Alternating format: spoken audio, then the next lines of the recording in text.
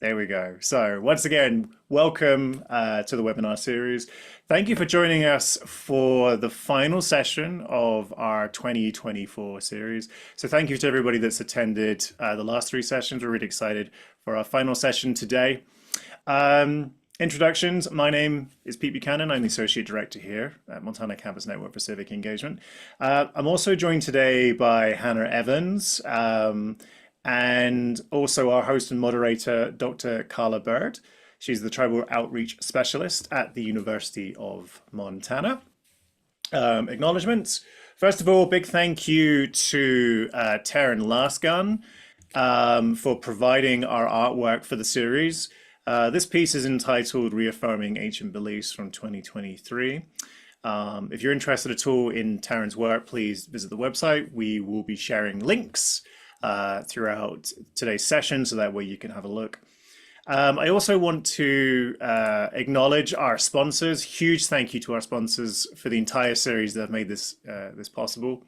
I want to say a big thank you to Humanities Montana, Reach Higher Montana, RJS Associates, Clearwater Credit Union, Montana State University, and of course our host institution, the University of Montana. And finally, a special thank you to our national partner, Campus Compact, for providing today's online platform through Zoom. One acknowledgement I'd like to share is that the Montana Campus Network for Civic Engagement is excited to announce that we are opening our AmeriCorps host site applications. That started on October 30th. So if you're interested in hosting an AmeriCorps member, it's a fantastic way to expand your department's capacity, enhancing programming, and improve student support. If you are at all interested in hosting an AmeriCorps member, we will put a link during today's session. And then some final housekeeping bits and pieces here. You shouldn't be able to, but just as a matter of note, please keep your microphone muted throughout the session. We will be hosting a Q&A, will be available through the chat box function at the bottom of your screen there. However, any questions that we do get, and I do actively encourage you to post those, Karla will be our moderator and she will be sharing direct questions with the presenters at the end. As I kind of alluded to earlier on, our session will be recorded today and will be available on YouTube shortly after we wrap everything up. And then finally, please complete the very short post-webinar survey that will pop up at the end of today's session. It's pretty short. I think it's like 4 questions. We really value your input and feedback, and it really helps to be able to structure these things in a way that hopefully you can get the most out of them. So that is everything from me. Massive thank you for your patience there. I'm going to hand over to Karla now, who will introduce today's speaker. Karla, over to you. Thank you, Pete. So not your typical administrator is a label that has been suggested for Matthew, a Browning High School graduate and member of the Blackfeet tribe. Matthew is the Director of Alternative Education for Browning Public Schools and the principal of the Buffalo Heights Academy, which is an alternative school on the Blackfeet Reservation. Matthew's been a certified school counselor for more than 20 years. He's been a certified principal as well, instructional leadership and director of alternative education. He's worked with the Montana Office of Public Instruction to rewrite school counseling standards. He developed training models with OPI to implement comprehensive school counseling training modules and work a text. He's been an adjunct instructor at Blackfeet Community College for 18 years. 20 years as a school counselor helps Matthew recognize the importance of balancing academic rigor with social and emotional learning. Matthew also serves as an associate judge for the Blackfeet Tribal Court, chief grievance officer, and part-time instructor at BCC, which helps him holistically promote restorative practices. So I'll hand it over to Matthew. Thank you, Dr. Bird. I appreciate it. I'd like to welcome everybody who's out there. I guess I'll just get started real informally. A small bit of relationship building I want to do is the beautiful artwork that started by Terrence he's actually my classmate, class of '87 in Browning. So it's a good sign to see his beautiful ledger art up there, and an old classmate and an old friend. Uh, what I'm going to talk about today is kind of disrupting education, kind of looking at a different way to promote learning and healing, because I think they go hand in hand, in schools, and especially Indigenous schools. Kind of my caveat and qualifiers, I've only really worked on a reservation.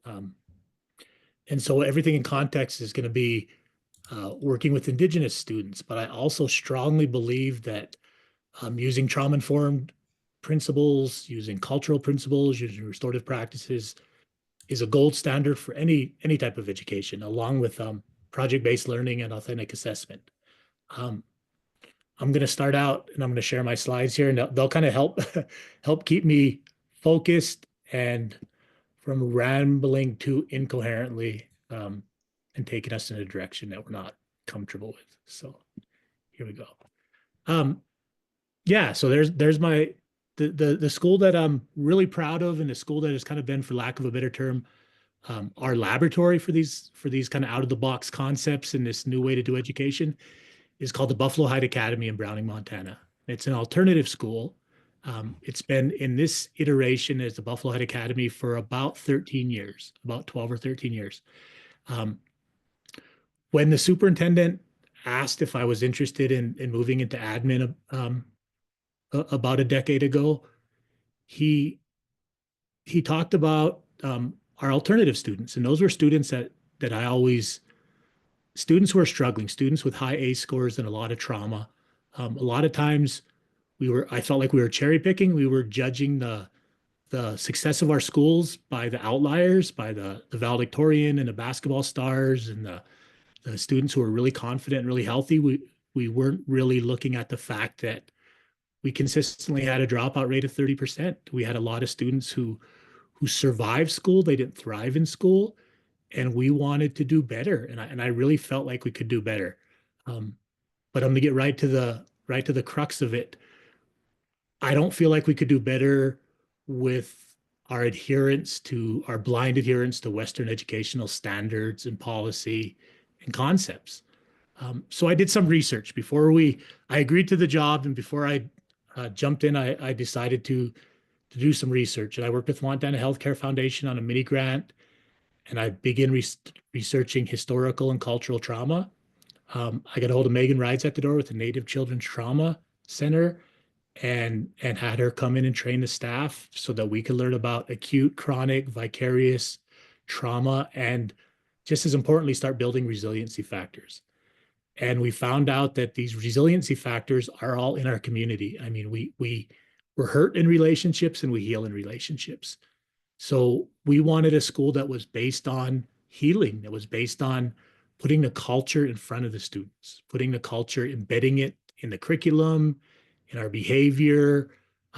For lack of a better term, as the kids say, in our vibe. Our school vibes on our culture, and not just on the historical and political part of our culture, but on the relationship basis of our culture, the fact that we care about each other, that we're all interconnected, that we are not a nuclear society, we're an extended society, and we want that for everybody. So the next slide I'm going to show is just a little bit about the community that I'm lucky enough to serve. The Blackfeet Reservation has about 18,000 enrolled members. Our public schools serve a little over 2,000 students. Browning Public Schools is the largest Indian school in the state of Montana. It's a Class A school, and it's a large Class A school. A lot of times people don't realize, we're several times bigger than a Lodge Grass or a Rocky Boy. We're the only Class A school on the reservation that is over 90% Native American, or in the state, I mean. Our reservation is approximately 1 million acres. One of the factors that we struggle with, and that at times also feels a little comforting, and I'll explain that, is our isolation. We're bordered on the west by the Rocky Mountains, on the north by the Canadian border. We're about 100 miles away from the closest Walmart and McDonald's and those kind of creature comforts. So, you have to account for that. You have to account for the lack of diversity in our community, the lack of access to resources, but also it can be a resiliency factor in that, you know, we come together. We come together and you know, we're more of a destination location. Nobody ends up in Browning by accident. I mean, this is where your heart calls you to be. Like any other reservation, we have the extremely high socioeconomic risk factors. We have a high rate of addiction. We have a high rate of suicide. We have a high rate of a low rate of literacy, a high rate of unemployment. Um, I talk to I do a lot of presentations with educators, and I explain to them that it's okay to have those conversations. You have to allow that it's a tough place to teach. It's you know, if you want to look like a really good teacher, you know, go somewhere where both parents have college degrees and where uh, the household has plenty of resources and basic needs are met. But if you want to challenge and you want to really make a difference, come teach on a reservation. You know, come give back to those communities you grew up in. It's challenging, but it's also very, very rewarding. Um, when when I decided to do the school, the first thing I did is I just sat back for about 3 months and I said, I got to see what we're doing and I got to decide what stays and what goes in building a new iteration of an alternative school. Um, One of my favorite quotes, I'm stealing this, I'm sure, from somebody much wiser than me, but it's been kind of a North Star and a compass for me, is we wanted to create a situation where learning was the constant and time was the variable. So in other words, and we say this a lot, and I know it sounds a little bit corny, but we say this as staff and we say this as students. Relationships are sacred in our school.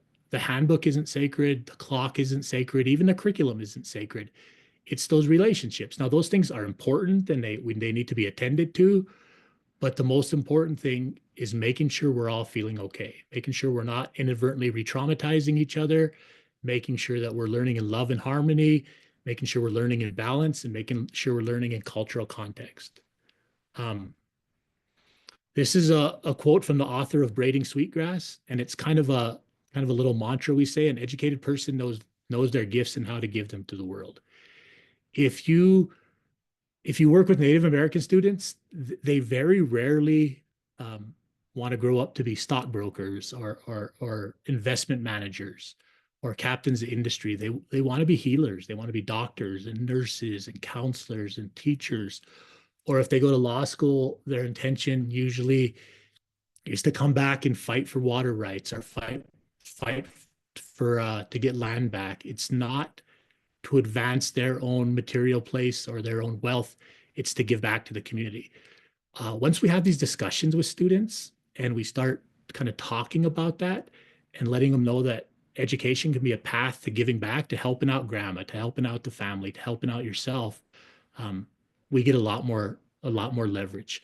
Um, our school, and I should talk a little bit about Buffalo Head Academy. Our school serves over 100 students, between 100 and 120 students.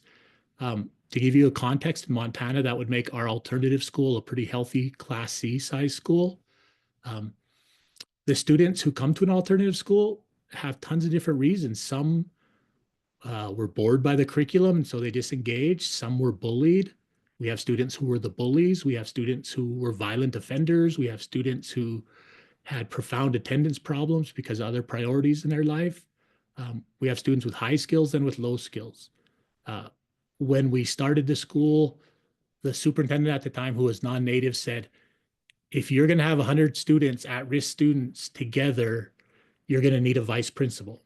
And I told him, I don't want a vice principal. I don't want a person whose job it is to tell the kids what they're doing wrong. In a way, I kind of got away with it, as I told him, and kind of jokingly but serious, I said, does Harvard have a vice principal? You know, if we treat these kids, and I do believe from going back to Horace Mann and the Prussian educational model, which our whole Western education is based on, rote memorization, controlling compliance, lack of creativity. Western education is great if you want to produce soldiers and factory workers, people who can do one discrete skill and have blind allegiance to the man. Um, yeah, then our school was that's what that model's made for. We wanted, and we had to have these discussions. We wanted to build a school, um, again, as corny as it sounds, and I'll probably say that several more times, that kids love coming to. That it was the best part of their day. And how do you do that? You make a curriculum that's engaging. You have staff that are welcoming and are skilled in helping you regulate your emotions and talk about what's bothering you. Um, and you have who they are, their culture, not just native culture. It could be their gender, their interests, but you have their culture reflected in the curriculum as much as you can. And so we wanted to give these kids a school that they were proud of. We didn't want alternative school to be a punitive assignment. We wanted it to be something that we really cared about. Um, my job as an administrator was to create that same support system and philosophy for my staff.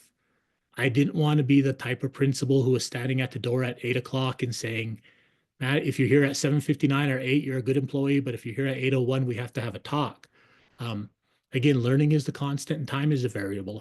If a teacher comes at 8:10, but they stay till 4:30 and they work through their, I mean, it's the quality of work. It's not me being your timekeeper or me trying to enforce control and compliance. And I'll talk more about that later. But uh, the the paradigm, I guess, for lack of a better term, that we used to advance that was restorative practices. We don't write referrals in our school. We try not to suspend kids except unless it's an extreme violation or safety issue. We have conversations instead, and it's worked. I mean, I'll jump right to the punchline, so to speak. In 10 years, we've had zero fights. And these were kids, the regular high school has tons of physical altercations. We had zero fights. We had zero opportunities or need for a resource officer. It was amazing. When people visit our school still to this day, the first thing they say is how engaged the students are and how respectful the students are. And that's all without a vice principal, without an ISS room, without writing referrals. Because when you start saying, we're putting you in a situation where there's metal detectors and paper or referrals being generated for every infraction, and there's an armed person with a badge watching you, telling you to go, which way to go, that feels more like the prison to the school to prison pipeline than it feels like the school to Harvard or the school to a successful life pipeline. So I really didn't want those things in a school. And I should say right now, it was a risk. I mean, there were people saying it will fail, it won't be effective, chaos and anarchy. Have you read Lord of the Flies?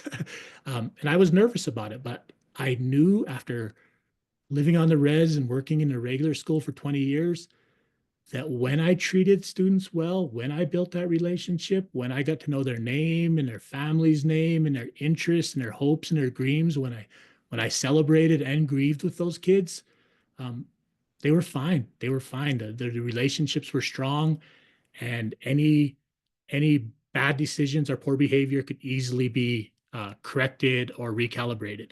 We also talk about discipline a lot, and the kids know if you went in right now and asked them about discipline, they would say discipline is very important if it comes from within. If you have self-discipline and you're motivating yourself, then it's great. But if it's external discipline, it's temporary. And we have those conversations with students. I tell them I can yell at you and write you up and lecture you, but the science, the very, very valid science shows us that that doesn't work.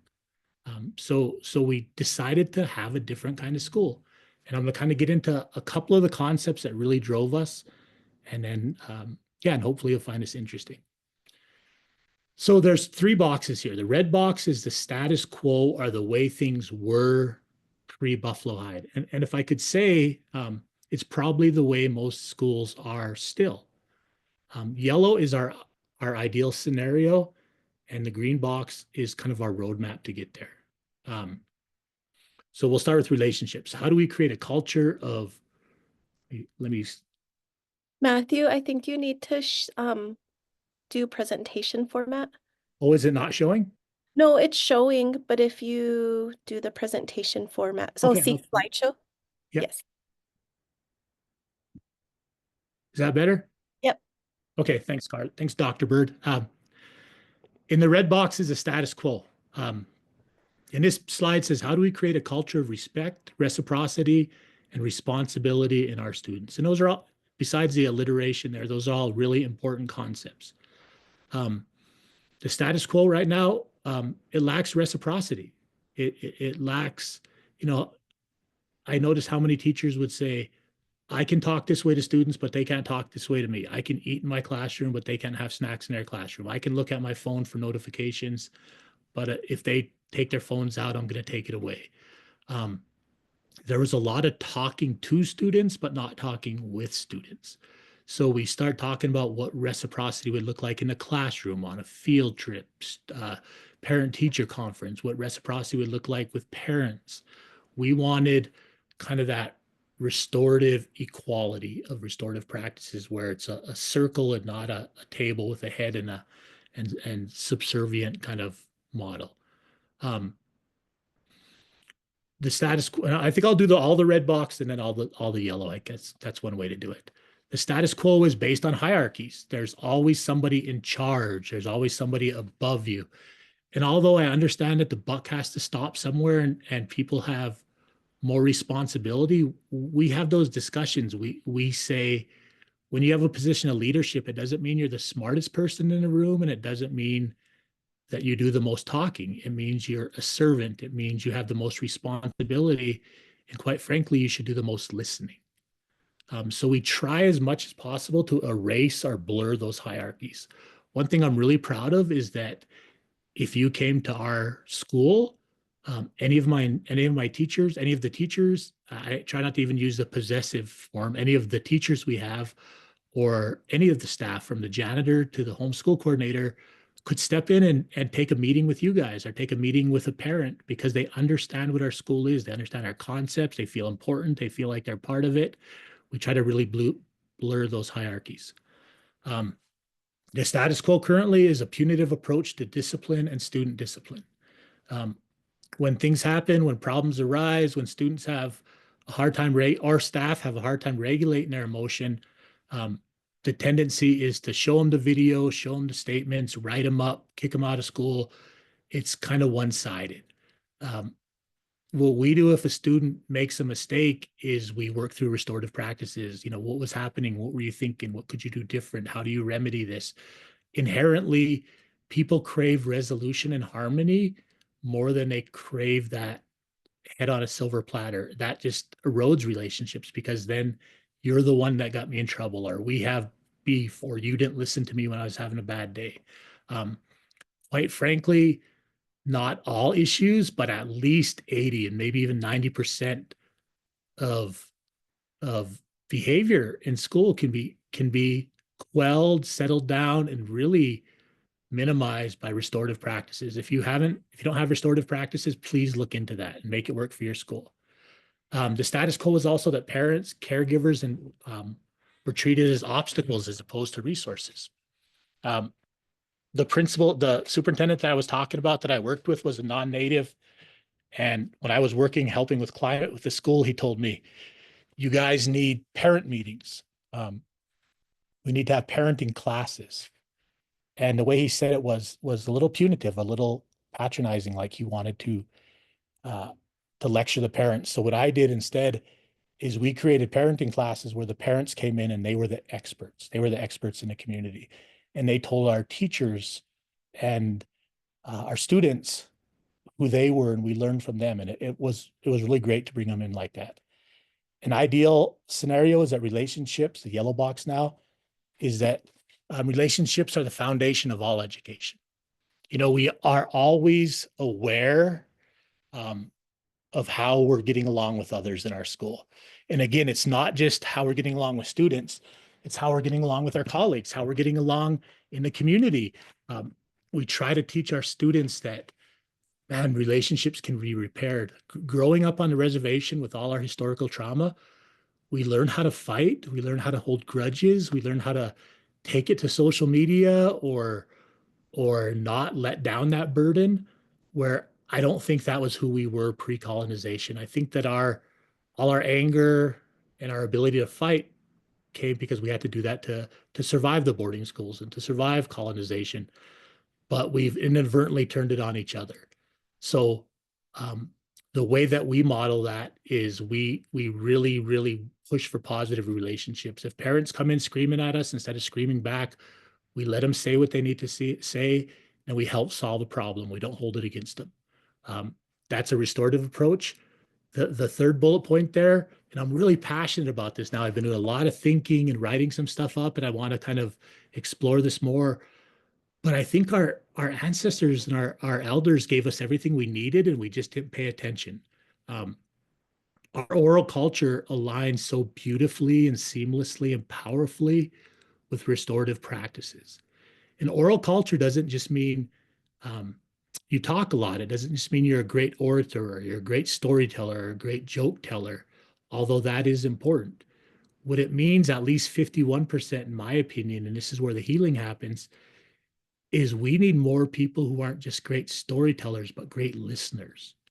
Because that's where the healing happens. When you feel heard and when you feel like your voice is honored, when you feel like you have a safe place to share your voice, when you're a professional organization or a school or a family or a community and you're actively trying to cultivate and listen to the voices of all the people, not just the favored people, um, to me, I think that's a real power in oral culture. If you think about it, anybody who's ever had a good counselor or has a really good friend, chances are that person's a great listener. That person honors your voice. You feel safe with your voice. They're not lecturing you all the time. They're not the one doing all the talking. So we talk to our students about active listening, about intentional listening, about listening to understand, not listening to correct, not listening to argue, not listening to be adversarial, about getting the opinions from different people and understanding it's okay to disagree, but to do it in a civil way. Um, Unconditional positive regard. That's a Carl Rogers philosophy of trauma informed and restorative practices, but I think it was also very embedded in our culture. We were a humble people. There weren't rich Indians and poor Indians. Everybody was pretty equal, and we try to do that in our school. We have it's kind of to honor Earl Operson. We say to ourselves, Earl Operson, who was the chief of the Blackfeet tribe, passed away a couple of years ago. One of the most powerful, kindest, uh, loving men you ever met. If he came into class late, would you scold him? Would you tell him to get an attendance slip? Or would you say, look, everybody, Earl's here. It's going to be a really good class. We're really glad you came, Earl. Come in and have a seat. Offer him a cup of coffee. Um, that's unconditional positive regard, treating everybody that way, not just the higher ups, not just the. It drove me nuts uh, in schools for years when I seen the hierarchies, when I seen the basketball stars or the student council students get treated differently than the at-risk students. I always thought to myself, man, if we treated every student the way we're treating these students, I think their lives would be appreciably better. I think they'd respond to that. Um, and I'm here to tell you it works. The other thing is we do have high expectations, but we also have very high support. Um, one, I have ears and I can hear criticism sometimes, and people say, "Man, it sounds like your school kids get away with anything, or staff get away with anything," and nothing could be further from the truth. I think low expectations is when you kick kids out of school because you're not expecting them to be successful. You're not expecting them to have a good life.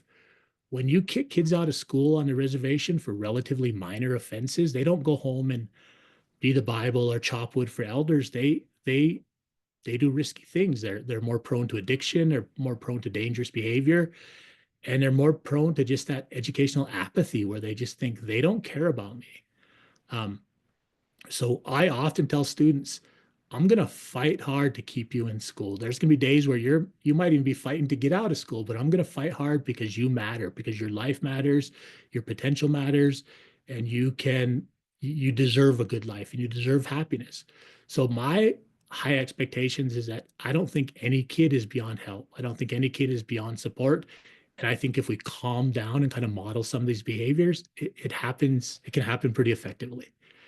Um, some of the strategies in our roadmap is we use trauma engaged and trauma informed practices. We don't just do a training, we try to live it, we try to contextualize it, we try to talk about some of the manifestations you'll see of that. We don't have any bells in our school. Again, they don't have bells at Harvard or at the U of M. Kids can glance at the clock or their phone and get up and walk to the next class. We don't yell in the hallways. We don't yell ever. Nobody likes to be yelled at.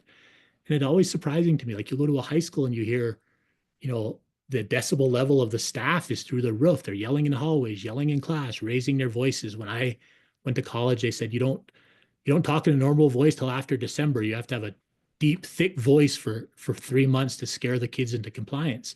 And there's a lot of those things that we learned that not only weren't helpful, they're really dangerous and detrimental to students. Our other roadmap, as we talk about it, no violence. That's the one line I kind of draw in the sand. So many of these kids come from homes where there's a lot of addiction, where they've experienced um, immediate and secondhand violence. And I tell students right off the bat, um, that culture does not belong here. We should all be good to each other. And so it's okay to disagree. It's okay to be upset, but we're not going to raise hands. We're going to talk about it first, and we're going to give you guys the skills. Because if you do throw hands, that's the one thing that'll get you out of this school. And they care about the school enough that it hasn't happened yet. Another roadmap is cultural values. I'm really excited about it. So I think our elders gave us everything we needed. If you really study trauma-informed restorative practices, there's so many intersections with our cultural values, with our oral culture, with the way we treated each other, even Indian time. I mean, people make fun of Indian time, but to me, Indian time is mindfulness. It's not obsessed over the past. It's not agonizing over the future. It's the epitome of learning is the constant and time is the variable. Um, so to that end, rather than just be something we say, we try to build, uh, through online offerings, the opportunity to get credit in the summer. Kids have told us, man, why does school have to end? In August, we get lonely, we get sad, we get scared. If there was some things we could log on to and maybe work on a little bit of credit recovery, we'd love to do that. So we try to, meet the kids where they're at and try to show them that learning is not punitive, man. We have tons of creative units from my staff who are really out of the box, and we try to say, man, if you love Indian relay, guess what? We got an English unit for that. If you love powwows, guess what? We got an arts and crafts and a history unit for that. If you love gardening, if you love hunting, if you love whatever, there's a way to process that, contextualize that, and write about it that we can get you closer to graduation. In other words, we don't just care about you from 8 to 4. We care about you every day, all day. Okay, next slide. The next issue that we worked on is academics. We wanted to look at where we're at and where we want to go. So again, the red box is status quo Western Ed. And some of this is repeating, so I'll kind of gloss over it. The model of Western Ed is control and compliance, seating charts, sit right there. It's so hypocritical, in my opinion. If we treated teachers like that at a staff meeting, they'd be upset, and they do get upset. They say, don't treat me like that. It makes me not want to be here. And I feel like going, gee, and we expect kids to be okay with that. So we're trying to get away from that, trying to get again away from memorization and discrete skills. I think this is an exciting, but also a little scary time to be an educator with artificial intelligence and everybody having a high-powered computer in their pocket and a calculator, a scientific calculator. You don't need to memorize the periodic table of elements. You need to figure out what you're going to do with it. You need project-based learning. You need to know how to work with a team. You need to know how to communicate what you're thinking. And you don't need to memorize archaic things. I remember learning the 13 colonies when I was in high school. I've never had occasion to recall that. I've never used that. I would have appreciated learning about the 4 bands of the Blackfeet and the blood. I didn't learn that until I got to college. I didn't know that we had 3 more bands of our tribe in Canada. Like, we need to teach kids about stuff that's important to them in their context, and not the old model of just teaching for a test. And again, the research is pretty strong that preparing for standardized tests does one thing. It makes you good at standardized tests. It doesn't make you better suited for college. That's your zip code that makes you better suited for college. It doesn't make you a better husband, a better father, a better sister, a better community member. It just makes you score a little bit better on a very specific test. And I think we need to get away from that. The status quo was our community's culture was not reflected in the curriculum. It was somebody else's culture, quite frankly. It was an industrial model of education, like I kind of talked about. It was great for building factory workers or creating factory workers and soldiers, but it wasn't great for creating people who really knew how to process their emotions, how to be in a healthy relationship, how to solve problems that haven't even come up yet. In the status quo, standardized assessment is prioritized over student safety and building relationships. That's a pretty strong statement, but what I mean by that is if you've worked in a public school, testing season in the spring, man, I would argue that education almost shuts down, ironically. Teachers get on edge, principals get really on edge, school boards gets on edge. It's a heavy, oppressive feeling that, we get a lot of our little issues bubble up in traditional schools around testing time.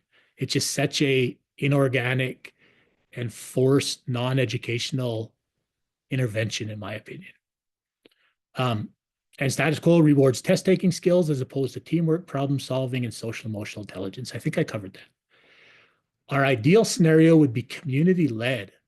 We want our academics and our curriculum to reflect where the students are. We want members of the community to have a voice in what they think the students should learn and what's important to the students. We want our community to be our teachers and our resources. We don't want that adversarial feel, especially coming from a community that was so affected by historical trauma. We need to tear down those walls and build bridges to the community. We role play it at Buffalo Heights Academy. If a parent or a grandparent comes in, literally, we stop what we're doing to greet them. We offer them coffee or juice and a cookie.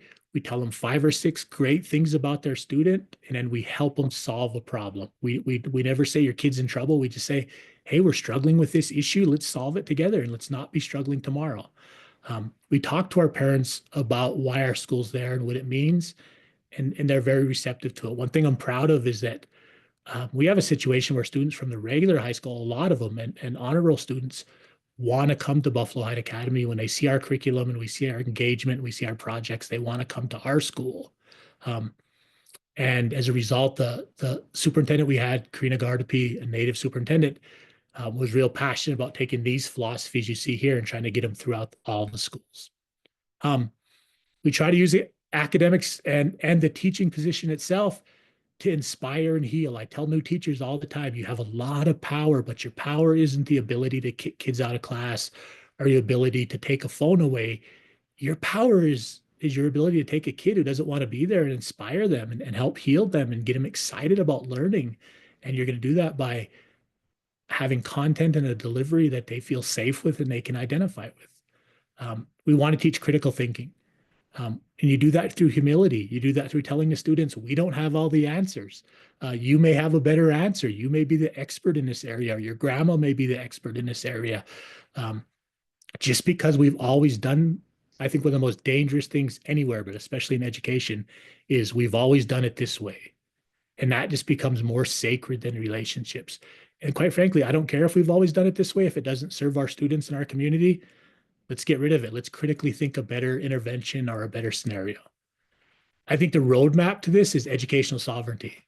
Man, I know my young woke native colleagues out there talk about educational sovereignty a lot, and I'm excited about that. I think it's a really cool time. I think there's some growing pains with that. I mean, it's easy to say educational sovereignty and it sounds powerful, but what does that look like? I think I've seen people take Western concepts and put a dream catcher or an eagle feather in the margin and say, look, we have an Indigenous curriculum. Or they'll take a regular prescriptive curriculum, a clearinghouse intervention-based curriculum, and add one little line or one little unit and say it's Indigenous. Now, we wanted to go beyond that. We wanted not just the content to be Indigenous, but the delivery and the lens to be Indigenous. And I'll talk more about that, I think, in my next slide. And to do that, you need support from local leaders in the development of pedagogy and curriculum. We took our Title I money about 4 or 5 years ago, and we decided that we were going to redo our entire curriculum. Now, these 5 concepts, these 5 infographics, every student at Buffalo Heights Academy contextualizes them, and everything they learned is looked at through this lens. And so, in other words, we're not just learning an Indigenous curriculum, we're learning it through an Indigenous lens. And I don't know how well you can see this, and I'll share this with Dr. Bird. So if you'll have a copy of your own. But the first one, and In the left-hand margin, as you're looking at the screen, is Indigenous worldviews. We talk about relationships. We talk about responsibility. We talk about the holistical and cyclical nature of the world that we live in. We talk about the importance of reciprocity. We talk about looking at the past, present, and future and how they occupy your time and how they occupy your mindset and where they should be. The next one is, and these don't have to be in this order. One of the beauty of it is you can kind of move them around according to the circumstance and the subject area that you're studying. The next one is, so you want to know about settler colonialism. We look at the event, we look at the structure, we look at the common themes, we look at cornerstones of settler colonialism was to eliminate, to impose, to produce, and to limit your potential to grow. And we give examples of those. We talk about settler colonialism. We talk about understanding intergenerational historical trauma, the boarding schools. We talk about how untreated trauma, untreated relationships, unhealthy relationships can lead to anxiety and depression, domestic violence, suicidal ideation. We talk about that and we learn about not just the boarding schools and the Baker Massacre, but we learn about the incredible resiliency that we're still here and that we survived that and what factors we use to survive it. And almost without exception, the factors we used were relationships. We're coming together, we're supporting each other, we're helping each other. The next one is we learn about extractive colonialism. This was fun for me because although I had a history degree 30 years ago, I went right into counseling and I hadn't done as much on this. So I was excited about learning about this and learning with the students. And extractive colonialism is like settler colonialism, but it's people coming in and taking resources. And I guess I should back up a little bit. The other thing we teach them is that there's indigenous populations on every continent, and the kids love learning about the Maori and about India and China and New Zealand and South Africa. They love learning that, and they love seeing that with the oppression and the situations that we live under isn't unique, and that there's things we can learn from those experiences.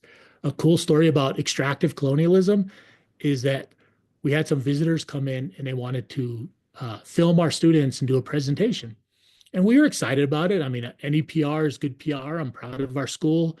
And one of our young ladies said, Mr. Johnson, if they're coming here and they're taking our videos and telling our story and then going off and presenting it, isn't that extractive colonialism?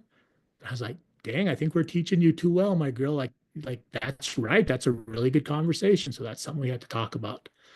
The last one on the right is Indigenous resurgence and revitalization. And you could add resiliency here. This is where we talk about how we heal through the land, how we heal through the language, how we heal through relationships and ownership, how we have still ongoing entanglements that we have to mitigate and account for. Talking about our language, we have talented people in our school who love the Blackfeet language and learned it along with our students, and the students love learning Indigenous language. There are concepts and feelings in our traditional language that don't have English words or don't even have really good English approximations.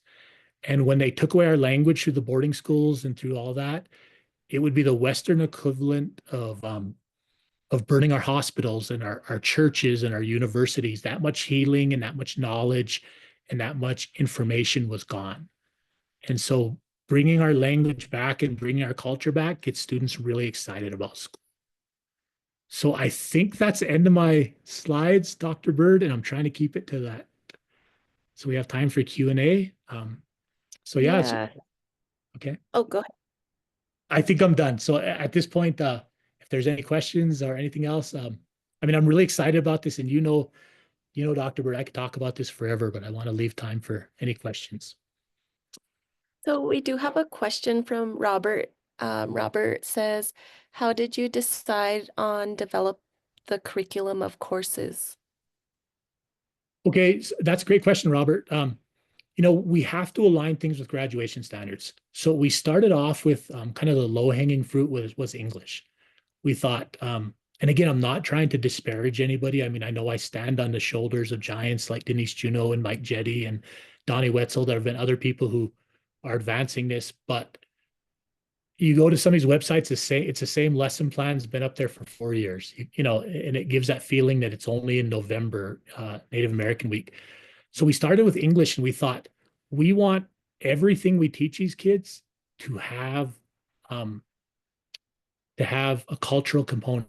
And so we started with English and we took great authors, we took great stories, we took great concepts that we thought resonated. We kind of did a beta. I mean, it took a long time, but we got 10th, 11th, and 12th grade English done. The reason we didn't do ninth grade is kids can't come to our alternative school until 10th grade. So there just wasn't a need. Um, and then after that, we jumped to social studies. You need 4 years of English, 3 years of social studies to graduate in Montana. So those were the classes that would get us the most bang for our buck. The next summer, and this is a project that's we're still working on, it's taken about 4 or 5 years, is now we're on math and science and finding out like our astronomy and our relationship with the stars and our stories. Um, our our Native American academics were really good at synthesizing and putting everything together. Western education is more discrete. They say, "Are you learning this or this?" And we say, "Yeah, we're learning both," because that's how entangled it's like a spider web. You touch one strand and everything shakes. And we're trying to teach our kids, you don't learn one thing, you learn everything when you're learning one thing. You compare it to your life experience. So we talk about context a lot. I hope that helped, Robert. We use Title One on a practical level, use Title One money and time in the past where we had been poring over test data that really didn't matter to us. We use that time. We start actually creating things. We also have another question. Um, the question is, how much unlearning do you have to do with the students, especially if they're being taught in the Western education system as elementary and junior high school students? Wow, that's a really good question. Surprisingly, not as much as you would think. And I think the reason for that, and this is a little sad, but it's also kind of a silver lining. I remember when I started this, or when the school started, I wanted to get some data. So I had every student come in, and one of the questions I asked them, just informally, just kind of as a getting to know you session, is when was the last time you really liked school, and who was the person that was your advocate in school? And these kids are, sophomore level, so they're 15, 16 years old, and 90% of them couldn't remember any time. So they didn't have that. I didn't have to unlearn much because they never really engaged in education. A lot of them just immediately turned off or they weren't successful. So they self-sabotaged. As soon as they seen a path as soon as I told them you're brilliant, you just don't realize it yet, then their heads came off their desks. The harder thing, the much more difficult thing is the teachers. Because I get it. You want to believe that if I just buy this curriculum and if I just teach it with fidelity, these kids will get taller and smarter and have good lives. And it's, if you want them to know how to navigate, have healthy relationships or be able to grieve in a healthy way, then embed that in your curriculum. They're not going to get that from just a canned curriculum. You have to make a curriculum that addresses the needs of your community. Okay, thanks, Matthew. If anyone has a question, oh, let's see, we have another one here. So Rita said she's going to share this recording with her stepson, a school superintendent on Long Island. It will really resonate in terms of helping every student's success, not kicking students out, welcoming families to co-solve the problem. Is there any advice you'd have for him on the curricular side? Um, on a curricular side, I think that something's better than nothing, and meaning, I'm really excited, and we had 45 minutes, and I just took basically my last decade's worth of work in 40 minutes, but it wouldn't have gone anywhere if I didn't take that first step. If I didn't just say, what we're doing now isn't working. And, I jokingly say I want to dismantle Western education. That's not entirely true. I like the Wi-Fi. I like the Apple MacBooks. I mean, there's parts of it I want to keep. So I never got rid of anything just to be getting rid of it, just as a flex. I wanted to say, man, if kids are successful and doing well in this, we'll keep it. But if they're not excited about writing about the presidents, maybe they'll be excited about writing about their grandma. It's less about um, the curriculum content and more about the curriculum standards or the outcomes or common core standards. There's a lot of flexibility there. And I think you can have a really engaging curriculum. The definition of rigor isn't throwing tons of stuff. It's going deep and being able to contextualize things. And I think once, again, as corny as it sounds, I think for the fourth time, once you create a kid who's excited about learning, they become brilliant. I noticed this, I think when you were in high school, Karla, when students would barely graduate from Browning High School and not be very academically engaged. And then I'd meet them 5 or 6 years later and they were brilliant. And I'd say, what happened? And they'd say, man, I went to Blackfeet Community College or Salish Kootenai, and I learned how to learn with Indigenous instructors and with my culture at the front of the education. And I learned about how to solve problems in our community. And that got me excited. I realized, man, none of that was in our textbooks. They again, with technology, man, they can download that stuff that's in, that textbook stuff. They need to be taught how to assimilate information and do something with it. And it's scary because it hasn't been done. 10 years ago, AI wasn't here. So you're going to be solving problems as teachers and as superintendents in Long Island that your predecessors didn't have, but do something. Just try. Don't be afraid to fail because at least you're doing it for the right reasons. And then someone else asked, is your teacher population mainly Native? Wow, that's a really good question. In my building, it's about 50-50. We have a couple non-natives who marry native ladies, so that, they're pretty they're going to be a part of the community. Um, in the whole district, we have some really cool teacher training programs through Western Montana College. It has created more native educators. That being said, I think that I want to caveat this by saying a great Indian educator doesn't have to be Indian. And I stand by that. I think anybody who connects with kids and loves kids and has an open heart, students crave diversity. And we have teachers from Pennsylvania and Chicago who are some of our students' favorite teacher because they have really good hearts and the kids want to know about where they're from and what their life was like growing up. I think it's okay to show like I said, the spider web, they're all connected. I don't think you have to be native to be a great educator, but I do think you have to care about the community. If you're one of those people who turn it on at 8 and shut it off at 4, man, don't teach on a reservation. They'll feel that. They'll feel that, and you won't have much success. And then Robert wanted if he said if he could get the PDFs of those pamphlets. And so Matthew will share the PowerPoint with me and then we'll share that out. We also have another person. What recommendations do you have for translating this approach to a university environment? Um, you know, it's been a while since I've engaged in college classes, and I'm not just pandering here, but I think most universities are closer to this in public schools. I think there's some educational freedom where you can be creative in the classroom and you can use, the world as your laboratory. I think being hands-on, but also understanding, and again, maybe I had really good university experiences. I had a few bad ones, but um, understanding that, that I'm dating myself here, but there's an old movie called The Paper Chase about law school where they say, look around, the person on your left isn't going to be here in 6 months. And, that kind of attrition and education should hurt. And you should, be afraid of your instructors. And that's so dated and it doesn't serve us well and it's inauthentic. It's almost like, yeah, I hated this when it happened to me in 1975. So I'm going to do it to the students because somehow I survived it. And it made me better. I think you survived it. I don't think you thrived under it. And we want our students to thrive. So I think in universities, and it's a little tougher because with advanced credentials come a little bit of ego. You have to understand that I might be the expert in my area, but maybe I could use a refresher on restorative practices and how it can produce a more healthy climate in my with my colleagues.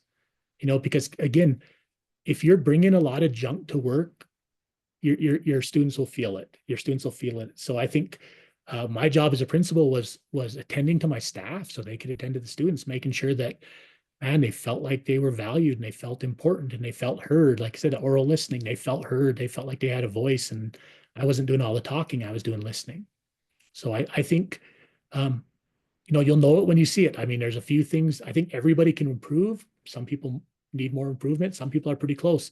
Really quickly, this isn't, even though I say it's out of the box and it's cutting edge, I think if we all went back to our best teacher ever, whether it was a grandma, a college professor, third grade English teacher, or third grade teacher for a 12th grade English teacher, your best teacher ever was trauma informed and restorative, meaning you felt like they cared about you. You felt like they wanted you to have a better life. You felt like they brought their best to work every day, and they were creative trying to find new ways to reach you, not just teaching from the same book. Because that's boring and that, waters everything down. If you're a college professor who people can say, yeah, she gives the same quiz at this time and my cousin has the test, then, you know, reevaluate, get excited about your job again.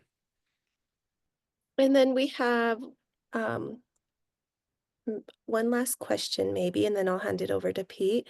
What's Okay. the most effective icebreaker you've used to make connections with your Native students? The most effective, this might surprise you, but I'm not an icebreaker guy. I mean, sometimes, and I'm gonna let my clock here kind of go. Sometimes students who have had a lot of trauma aren't comfortable with icebreakers, and so when we first get them, there's an energy. They don't know what to expect from this new school. They're nervous. They're wondering which buttons they can push to get that free ticket home. So I guess my icebreaker is just being calm, keeping my voice even, not being in my office, being visible, being seen, just, like making it feel really comfortable. What we do that probably fits this bill is we found out in the first week, we basically, our whole curriculum is called Culture of the Academy. So we kind of teach expectations and getting to know each other. We do a lot of collage work and a lot of posters, a lot of mixed media to have students tell stories. Because if you say write a paragraph, man, they're so beat up by the red ink and I'm going to flunk this and are they grading it? If you just say, hey, make a poster and tell me your biggest fear and your biggest hope, or tell me 3 people that you love, or tell me where you want to be, and then let them talk about that, you'll get beautiful experiences, you'll get a relationship, you'll find commonalities, you'll break the ice with them. So giving them those avenues to share who they are with you, and you also doing the same thing. You also being brave enough to go, hey, I'm the teacher, but I'm going to show you my biggest fears and my biggest hopes. That's what makes students respect you, not by being, brilliant, but by being vulnerable and by caring about them. Thank you, Hope that Matthew. helped. Pete, Yeah, no problem. any closing comments?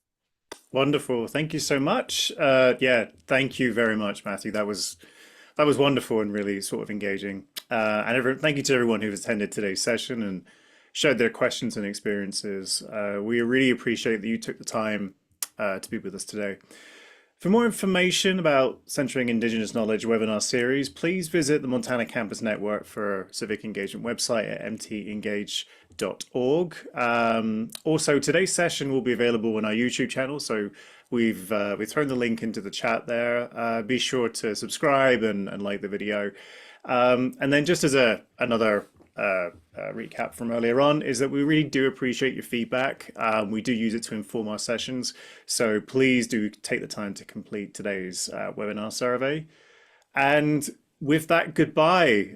This is our final session and hopefully we will see you next time. Have a wonderful day and have a good one. Bye-bye.